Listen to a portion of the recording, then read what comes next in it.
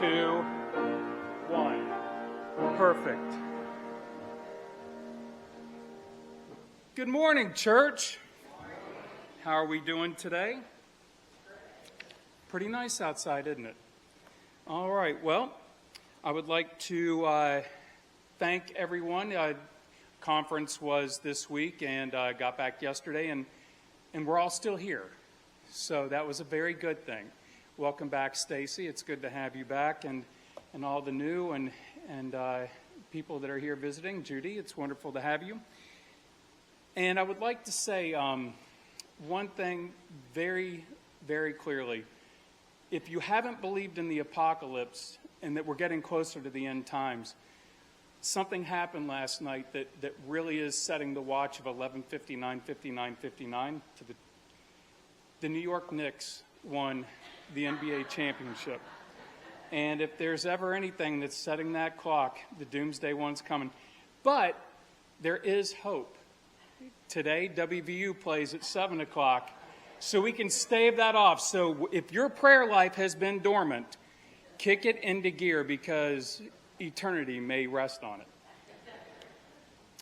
Now, I would like, in seriousness, thank you all for being here today. And the Trinity singers will rehearse this Tuesday, June 16th, and sing during worship on next Sunday, which is Father's Day, June 21st. If you enjoy singing, please come and join us for the practice on Tuesday. When I say us, I mean them, the ones who have a wonderful voice. Join them. And remember to mark your calendars for the annual church picnic. That's Worship on the River, which will be June 28th at Island Park Shelter number 1. There will be a sign-up sheet coming soon because Trish got back last night. So once again, doomsday has been staved off just a little bit. So thank you, Trish, for coming back. Wasn't sure she would. So we're very happy she came back.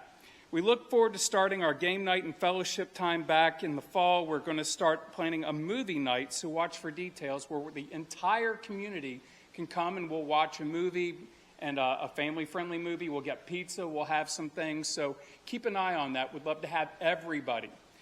And on June 21st as well, a week from today, please come to Lewisburg United Methodist Church to celebrate Rick Swearingen, who is the district superintendent now. He's a final dinner and togetherness time over there. That's on the 21st, next Sunday at Lewisburg United Methodist Church. And also, we'll get to meet the new superintendent coming in, and he's a wonderful man, Ellis Conley, and he's a wonderful guy. So if you can make it, it would be wonderful, 6 o'clock p.m. at Lewisburg United Methodist Church. And anybody else have announcements that you can think of? Oh, good, Terry.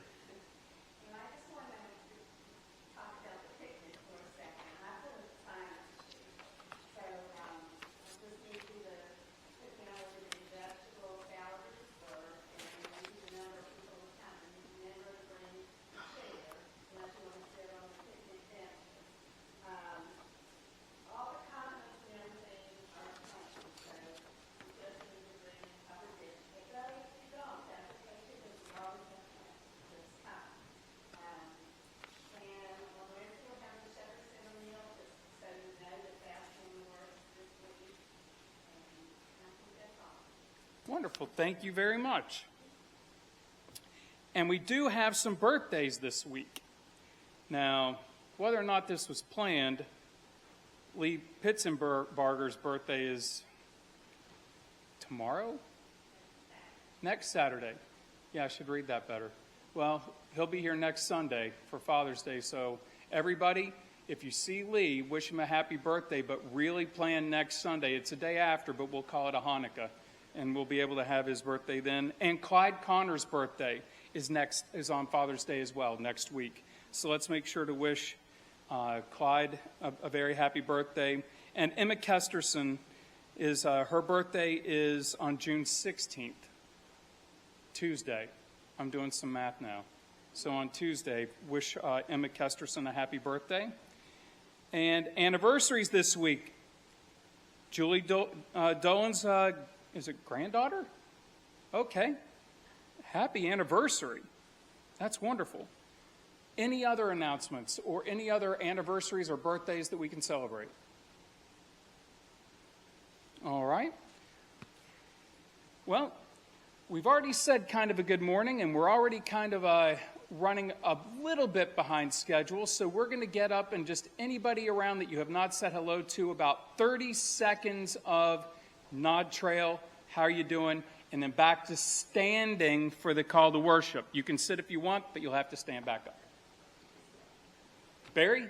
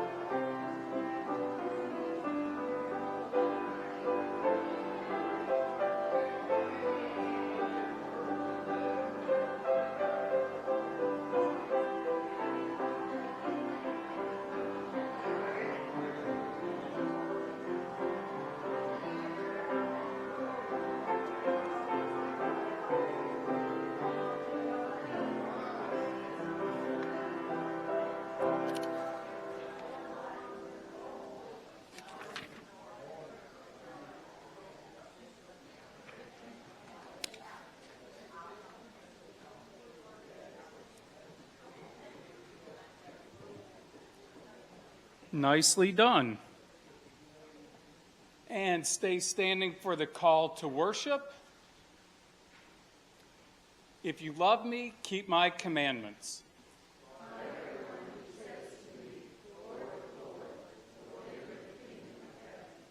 But only the ones who do the will of my Father who is in heaven.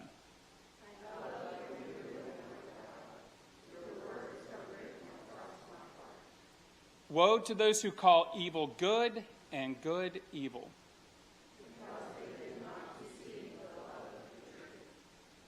Anyone who loves me will obey my teaching.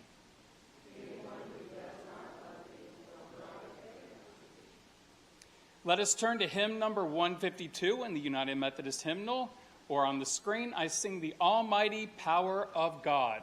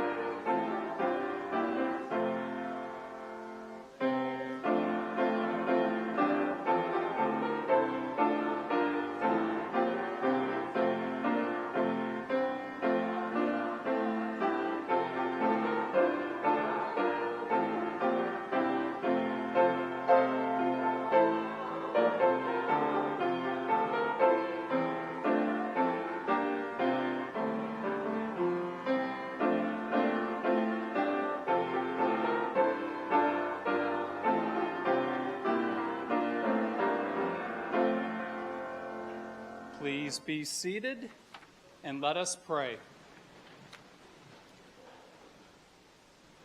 Heavenly Father, we come before you with open hearts to set apart for your gospel. Give us the courage to obey your word without compromise. Help us choose truth over culture, faithfulness over convenience, so that our lives and our church may honor you completely. In Jesus' name, amen.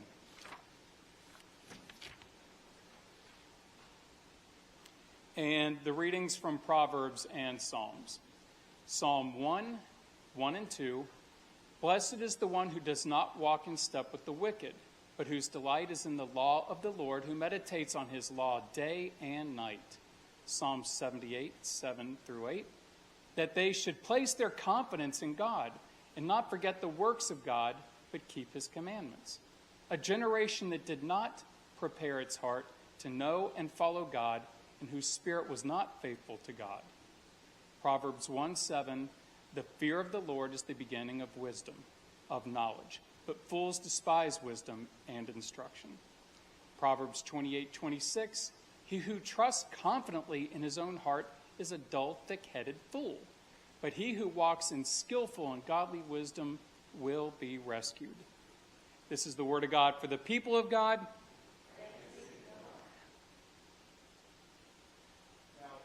The Father hymn number 70.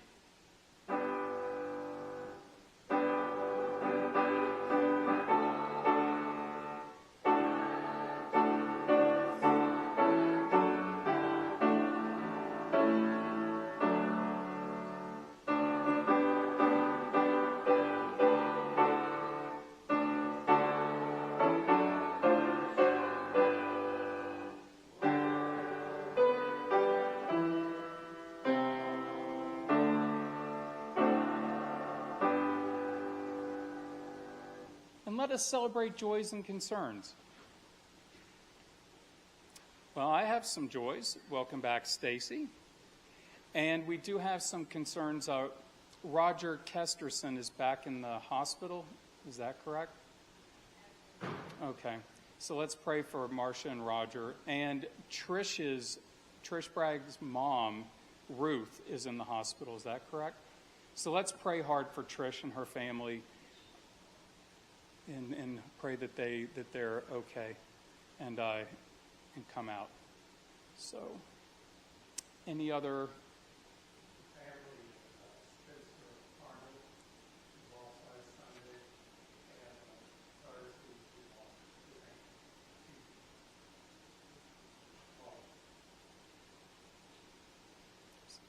Spencer and Judy.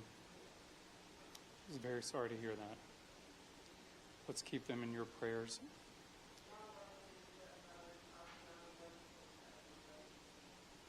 Who was that? John Blake? Okay. Carmen?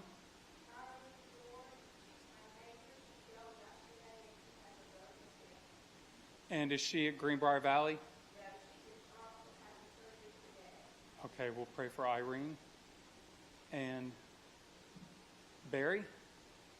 How's Zena? Getting stronger. She has a button.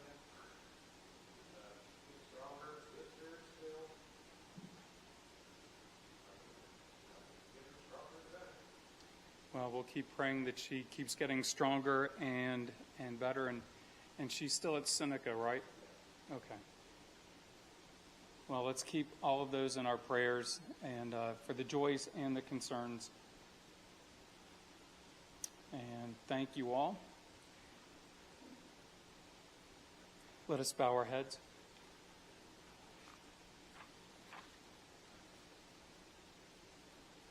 Good and gracious Father, with every new breath that we take, and as we watch you bring your goodness and increase into our lives, help us not to ever forget that apart from you and your presence, there is no true life. We will never be ashamed of the gospel, and we will not forget that it is in you that we live, we breathe, and that we have our being. So when temptation and the pleasures of this world try to lure us from your path of righteousness, we will hold fast and combat the lie that life is better without you. We will reject every voice that tries to divide us from your divinity. We will speak truth to our minds and truth to our hearts and remember you, the one true living God, the God who has always been there, guiding, loving, and protecting us on the way to our designed destiny. We confess that our future is secure as long as we secure ourselves in your ways. Thank you for preserving us and protecting us from drifting away from our spiritual foundation, which is you, Lord. Your way, always, Yahweh. In Jesus' precious name we pray. Amen.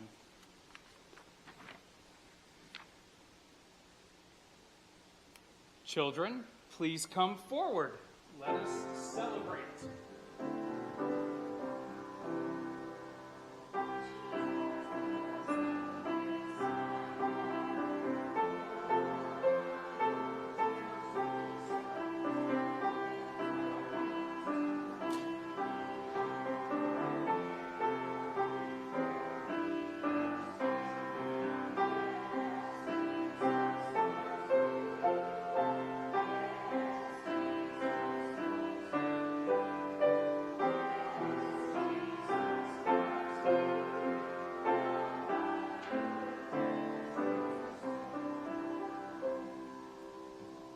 We're live. Good morning. I have a question. Now, either one, just answer if you can, and you can. Have you ever been afraid to say something? Like you knew something was right, but you just were afraid to say it? You know? You can say yes or no. Yes. Yes or no? No. All right, we're 50-50. Well, I have. And most of us, at some point in our lives, we know that there's something we're supposed to say, but we just don't want to say it. Well, what we're talking about today is the apostle, which one day you'll really be excited to read. Well, he said that we are not to be ashamed of the gospel. Well, you know what the gospel is, right? Are you ashamed of the gospel? Oh. Are you ever going to be afraid to tell people about the gospel? Okay, remember that. But what is it like when people expect something from you? Let's say your friends, if they all like a movie and you don't like the movie, do you kind of go along with them, or do you stick to, I don't like the movie? Well, I guess it just depends. I mean, how much do you like the movie or care about the movie? Because that's not really important, is it? I mean, it's just a movie or a TV show. But what about if somebody didn't like one of your family members and they were saying bad things about your family? Would you be okay with that?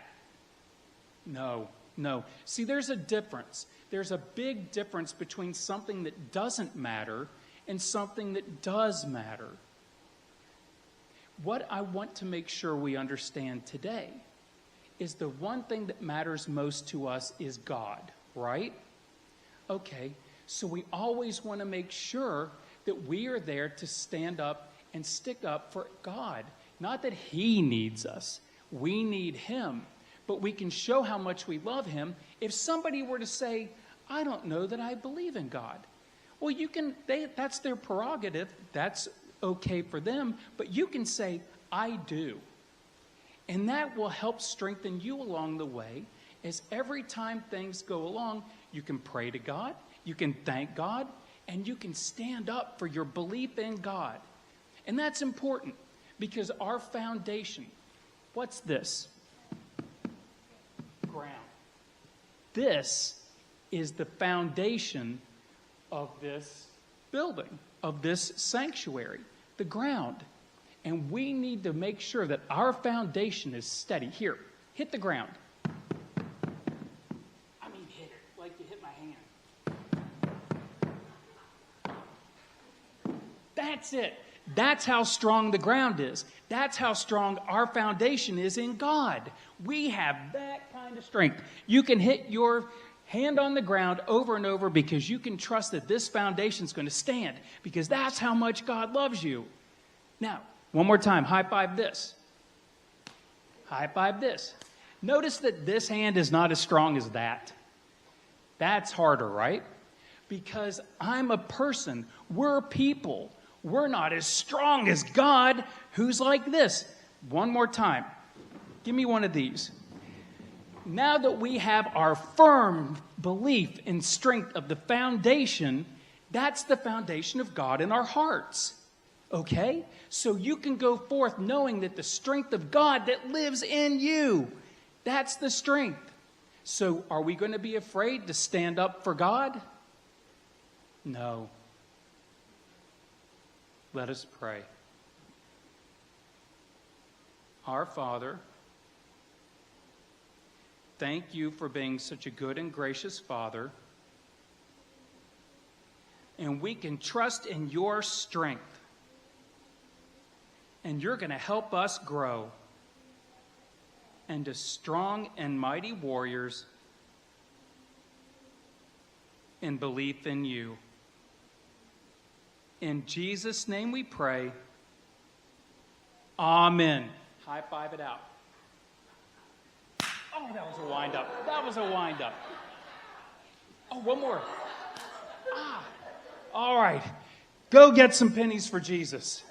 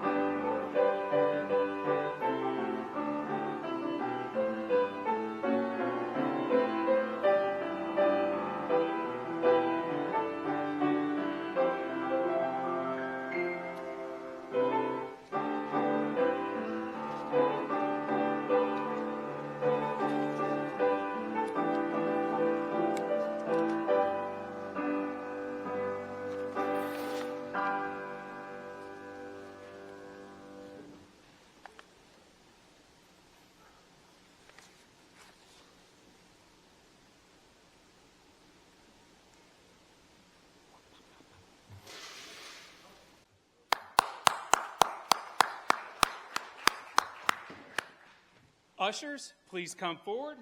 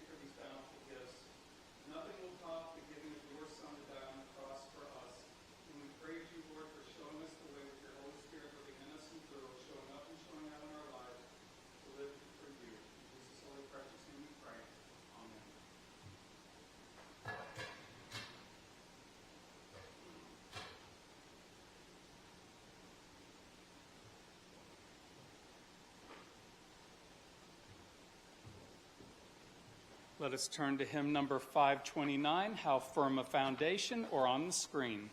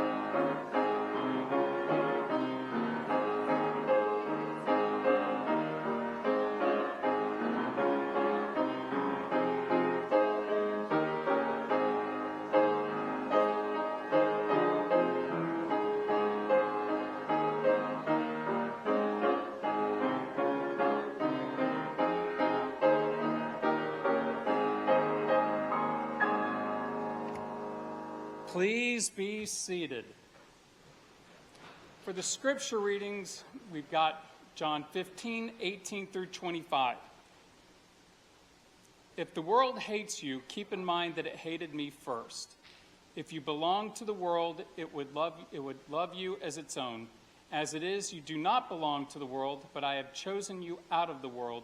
That is why the world hates you. Remember what I told you. A servant is not greater than his master. If they persecuted me, they will persecute you also. If they obeyed my teaching, they will obey yours also. They will treat you this way because of my name, for they do not know the one who sent me. If I had not come and spoken to them, they would not be guilty of sin, but now they have no excuse for their sin. Whoever hates me hates my Father as well. If I had done among them the works no one else did, they would not be guilty of sin. As it is, they have seen, and yet they have hated both me and my Father. But this is to fulfill what is written in their law. They hated me without reason. Romans 1, 16 through 32. For I am not ashamed of the gospel. I am not ashamed of the gospel because it is the power of God that brings salvation to everyone who believes, first to the Jew, then to the Gentile. For the gospel, the righteousness of God is revealed, a righteousness that is by faith from first to last, just as it is written, the righteous will live by faith. The wrath of God is being revealed from heaven against all the godlessness and wickedness of people who suppress the truth by their wickedness. Since what may be known about God is plain to them, because God has made it plain to them.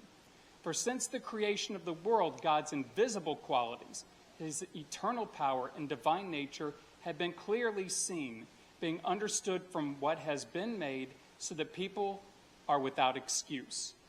For although they knew God, they neither glorified him as God, nor gave thanks to him. But their thinking became futile, and their foolish hearts were darkened.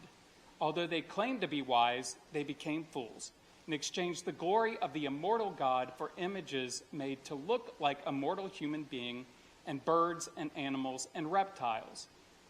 Therefore, God gave them over to the sinful desires of their hearts, to sexual impurity for the degrading of their bodies with one another.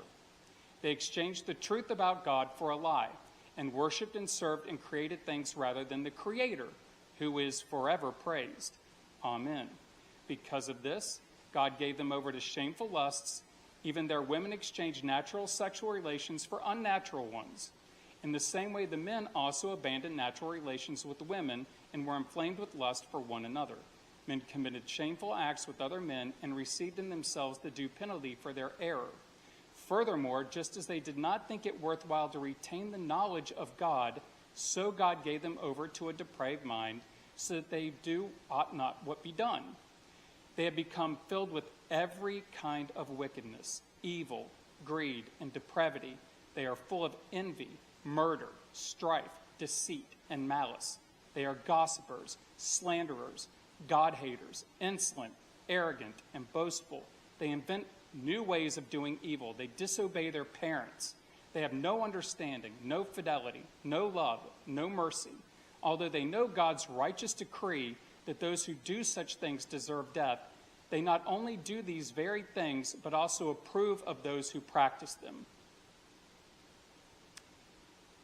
That is not the TV guide for this week's Bravo channel, although it may seem like it. Those two scriptures are kind of long. We're going to focus today on Romans 16 through 32. It's important to understand. When I started looking at this, I was coming at this in many different ways. I was trying to figure out what's the best entry point. And as I was reading over and over again, because it does take reading it over and over, the Holy Spirit said very, very clearly to me, and it's something that has to reverberate through every one of us in this church. The Holy Spirit told me very clearly, stop worrying about what people think and focus on what God says. Stop worrying about what people think and focus on what God says. And the very first part of this, I will not be ashamed of the gospel. Well, what does that mean? I mean, we're not ashamed of the gospel. It's not like we read it and go, oh, that's shameful. It means, how do we spread it? How do we talk about it? What do we do with the gospel? That's the key to this whole bit of what we just read through 32. To segue, how many people in here like Christmas lights? Right? They're pretty. Come on, you can raise your hand. It's not Christmas time, but I mean, actually, if you have the Hallmark Channel, it's Christmas in July, so it's coming up soon. Christmas lights. We love those orange and red and green lights. Now, how many of us love those same bright lights on your dashboard? Yeah. So one in particular, the check engine light. That's the one that we look at. When it comes on, there is the fear of God that comes on, and we hope, we pray that it will turn off. That maybe it was just a glitch. You hit a bump, a pothole. You didn't feel it, but maybe the car did, and the check engine light comes on. I want to talk to us today about living your life with the check engine light on. The check engine light. We're not to blame the dashboard. That's not the problem. The dashboard isn't the problem. It's there to inform us. And that's the way we need to live our lives, understanding what exactly is our check engine light. Well, God makes it very clear, and we just read there are different things throughout that we can look at that we have to be very careful of coming into our lives.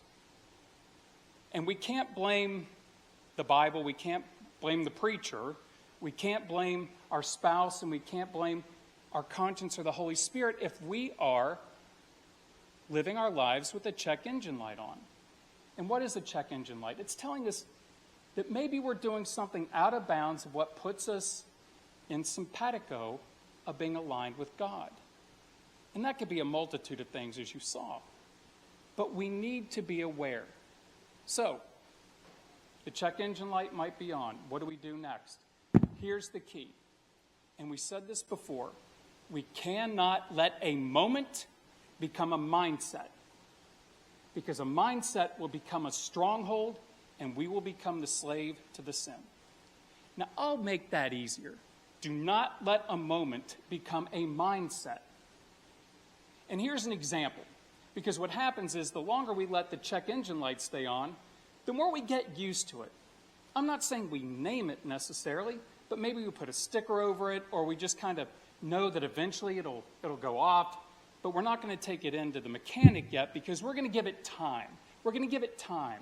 We're going to give it time to go off on its own. You cannot let a moment of sin become a mindset. Has anybody in here ever been a smoker or been around a smoker or tried smoking, it's a perfect kind of example of what sin looks like. When you first try to smoke, it's repulsive, it is disgusting, and it is nasty. So what do? We do it again, and again, and again, and again, and then what happens? Well, it's less repulsive. As a matter of fact, now it's pretty darn good. And then not only is it pretty darn good, it's pretty important. Not only is it pretty important, it's necessary in our lives. Oh, and what do you know? Now we're addicted.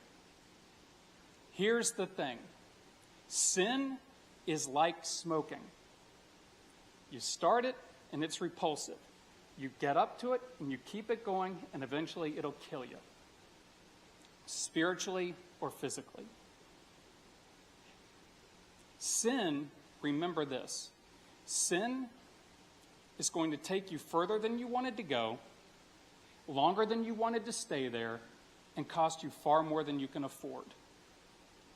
Do not let a moment become a mindset. And how do you change that? You pray. You ask for forgiveness. That is redemption, and it is through the Jesus Christ dying on the cross that we have that luxury. If you want to put it in automotive terms, which if you remember last week, we talked about the Bible is a love letter from God to his children. And it's also an instruction manual for life. In other words, it's like our car manual, okay? Well, I looked at my car manual for the first time in I think ever, and I looked, and it said check engine light, take it to the dealership, take it to the mechanic. So what do? When we have a moment and we need to repent, we go to Jesus. We go to him, the great potter, the great mechanic, and he can fix it all. And then we can go right back out there until we have to turn around and come right back. But the point is, that's what you do. Now, here's the third thing. We, people, are the only creatures, and I listened to a really interesting conversation about this last week. People are the only ones of God's creation with the audacity to tell him no. Think about it. There's no other creation of God's that says, no, I got it. I'll take it from here. Ocean doesn't say no. The stars don't say no. Gravity certainly doesn't say no. And you may not believe in gravity, but I'll tell you this, you're welcome to jump off any 40-story bridge that you want to, and pretty soon you'll understand that gravity believes in you because it's real. And God's reign is real. Whether we believe in him or not, it's real. People are the only creation with the audacity to say no. Why is that? What is the oldest sin? The oldest. It's not lust. It's not greed. Pride. Lucifer. Pride. And that's what happens with us. When we become prideful, we don't want to ask for forgiveness, and we can't. And there is no way to live a life with your check engine light on and live in peace if there's rebellion. And that's number 4. It is impossible to live a life of peace while in rebellion. If your check engine light is on, would you take that back to a dealership and say, I want to sell my car right now? They'd turn the keys, they'd look, and they'd be like, your check engine light's on, and your value goes from here to here. Now, that's a good example of what we need to understand for us. We cannot be at peace. Jesus said, peace I leave with you. Jesus said, do not let your heart be troubled. Believe in God, believe also in me. Jesus said repeatedly, go in peace. But how do we go in peace if we're at odds with ourselves? If we're not doing what we are supposed to do to stay in alignment with God? It's simple. Once again, we repent. Repentance, which leads us to number 5. Repentance is one of the greatest gifts from God. We have to stop seeing it as a 4-letter word. It is not about serpent handling and pointing fingers. It is freedom. It is God's blessed freedom. Anybody in here that has ever suffered an addiction will 100% tell you this. Freedom is not the ability to grab a bottle. Freedom is the ability to put down a bottle. And until you understand that in your soul, that freedom is not the right to be able to go out and do whatever you want. Freedom is the ability to withstand and do what God wants because we want to for Him. That is freedom. That is repentance. That's the whole point. Jesus did not die on the cross so you could sin. Jesus died on the cross to save us from our sins. So when we do sin, because we all do, we take our car right into the holy mechanic shop, and what do you know? Right away, boom, we pray, it's cleared, you walk back out. Now, you're probably going to circle around, come back in again, but that's not the point. The point is it's that simple. It's that easy. And here's what I've heard people say. They'll say, well, it can't be that easy. Well, I'm kind of thinking about Romans 6:23. The wages of sin is death, but the free gift of God is eternal life through Christ Jesus our Lord. If any of you have seen Car Shield or Endurance or any one of these insurance commercials, you'll know that that ain't free. This is the free gift of God. So who would turn down the free gift of God to have eternal life and have your sins paid for completely without ever having to do anything? Well, you know who had to do everything? That guy. And that's why we're sitting in here today. And that is why we are not ashamed of the gospel. Because no matter what the world says, we're saved. And what's our job? What is our job? To spread the gospel to the ends of the earth. Now, what do we say in here? It is not our job to convert anyone, but it is our job to converse with everyone. And God does not expect perfection, but He does demand participation. We were saved to serve. We were not saved to sit and chill and watch Bravo. No offense to Bravo. I know some of the people there. The point is this. We cannot tolerate sin in our lives. Period. In our lives or around us. We are kind, we are respectful, and we are loving. But we are stern because we are not ashamed of the gospel. We are not going to live with our check engine light on. And by the way, so let's kind of put this into context. If somebody sits down beside you and they start slandering somebody and they start talking bad about somebody else, rather than sit there and nod and just kind of be like, okay, or even chip in with a yes, a perfunctory yes, and kind of a nod, even though you don't mean it. No. At the very least, get up and walk away. If somebody comes to you and you know that they're telling a lie about somebody and they're spreading it, what do? Well, you don't add to it. At the very least, you can tell the person you know it's not true and to stop. Because you're not ashamed of the gospel. Are we clear how that works? Now, does that mean you have to get in a fist fight or yell at somebody? No. But it means you have to stand up. And if you have a friend who is having an affair on their spouse, and you're their confidant, they come to you and they're telling you, and you're telling them that it's okay or that you understand, you've got to stand up. Don't be that person. You don't have to rebuke them. You don't have to chastise them, but you can certainly say, I can't hear that. I don't believe it's okay. That's what not being ashamed of the gospel looks like. So to kind of make this clear and wrap this all up in the metaphor of which we started, which is driving down the road, and all of a sudden there's smoke coming out, and then your check engine light comes on, you're going to go to a shop, right? But if you're driving down the road and you got the music on and you've got 80s on 8 going and Katrina and the Waves is going and you've got the windows down and you're happy and you're singing and the check engine light comes on, you're probably apt to kind of keep going. But you're not looking at what's under the hood. You're allowing yourself to live like the world lives, to see the way the world lives. when our check engine light is on, the first thing we do is we immediately pray. That's it. So what we have to do together, and this is something as a church that is mandatory, at least in front of me. You can do whatever you want behind my back. We are going to grow up. That means not tolerate sin in our life. We are going to stand up, and that means stand up for the gospel. We are going to stand up and understand that what Paul said, what Jesus said, what God's word, will, and way are the way that we are going to live our lives. And number 3, we are going to show up.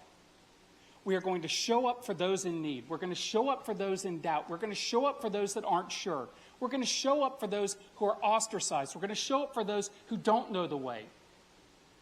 We have to show up and show out the word in us. We're going to grow up, we're going to stand up, and we're going to show up. And the thing about that check engine light, if you don't remember this about living your life with the check engine light on, remember this.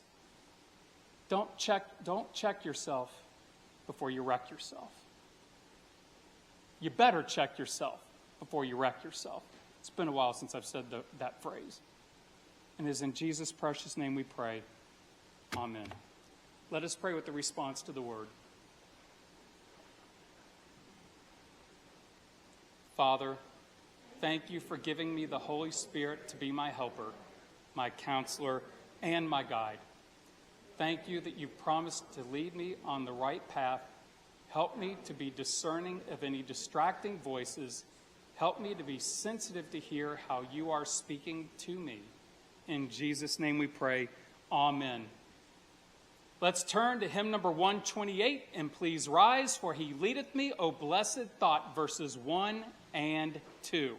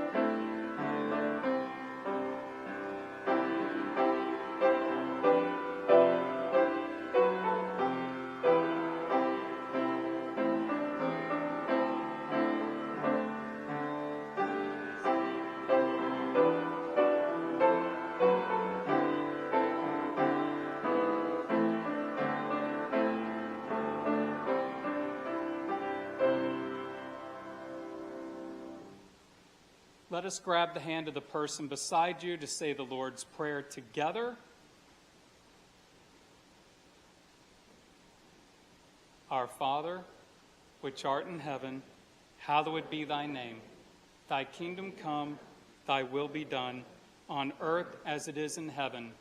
Give us this day our daily bread, and forgive us our trespasses, as we forgive those who trespass against us. And lead us not into temptation, but deliver us from evil. For thine is the kingdom, and the power, and the glory forever. Amen. All right, everybody, have a wonderful Sunday. Now remember, tonight at 7, pray hard. And tonight at 6, pray hard. Tonight at 5, pray hard. Pray hard. Now here's the most important thing before we walk out that door. Check your engine light. Check it. Check yourself before you wreck yourself. That's it. That's what I was trying to say. No one leaves without a handshake or a hug.